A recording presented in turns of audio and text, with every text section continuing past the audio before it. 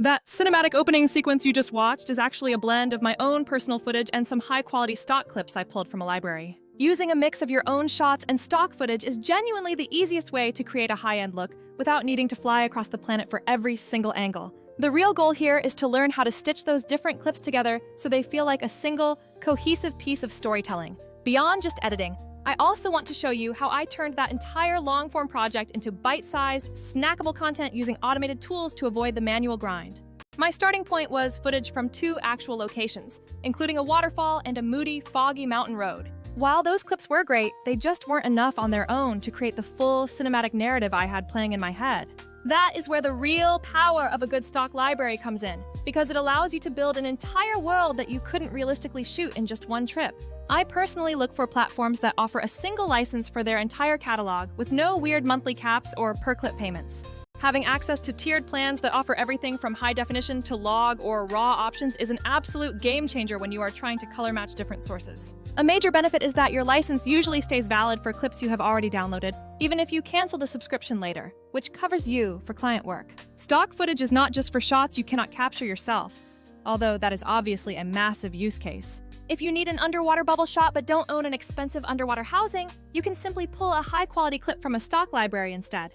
The same logic applies if you need a smooth drone sweep of a canyon but don't have the gear or the permit to fly your own equipment. In my case, I needed an underwater transition to land into the waterfall scene, and that stock clip perfectly matched the pacing I wanted. Even when you do film your own project on location, you can often run out of time or completely forget to capture the necessary details. While I was cutting the intro, I realized I wanted a hiking sequence leading to the falls, even though I hadn't shot any footage of someone actually walking. The trick here is to pick clips that do not show too much contextual information, so viewers do not realize it is a different place. Focus on tighter frames and more motion rather than wide landscape shots to keep the viewer focused on the action. To save time searching, use keywords combined with shot type filters, like searching for hiking plus handheld plus close-up to find exactly what you need. Filtering by camera movement is crucial, so if you want a slight handheld jitter, make sure you specifically select for that look. Many sites also let you narrow down by the number of people in the frame, which really helps maintain continuity throughout your edit. Finding clips that live in the same sequence is a total godsend because they will already match in camera, light, and color.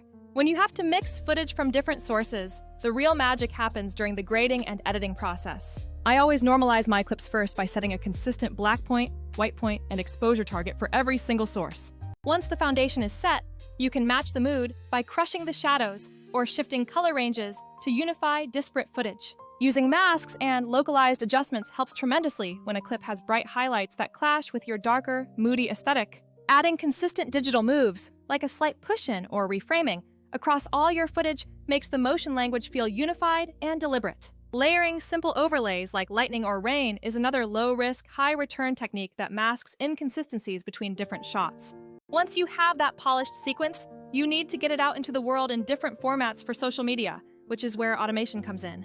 Instead of manually hunting for viral moments and resizing clips, tools like AI-driven editors can automatically scan your project to suggest the best edits. These tools can even suggest captions and create the perfect aspect ratio crops that keep all the important actions centered. I love features that handle the posting schedule automatically, so you don't have to worry about manual calendar updates every single day.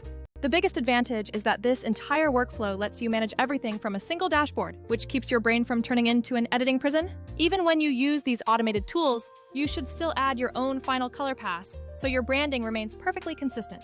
Do not forget the importance of sound design, because layering subtle ambiances can effectively glue your cuts together and make the space feel real. At the end of the day, using stock footage is not about replacing your work, but rather enhancing the story you are trying to tell. Hopefully you picked up some useful tips today, whether it was about color grading strategies, search tips, or finding a smarter workflow.